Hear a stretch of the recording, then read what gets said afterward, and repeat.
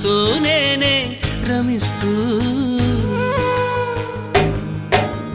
ఒంటరినై అనవరతం కంటున్నాను నిరంతరం కలల్ని కథల్ని మాటల్ని పాటల్ని రంగుల్ని రంగవల్లుల్ని కావ్య కన్యల్ని ఆడపిల్లల్ని జగమంత కుటుంబం నాది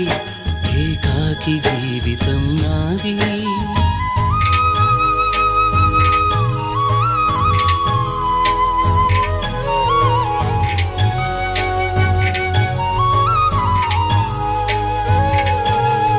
ఇంటికి కంటిని నేనై కంటను మంటను నేనై ఇంటికి కంటిని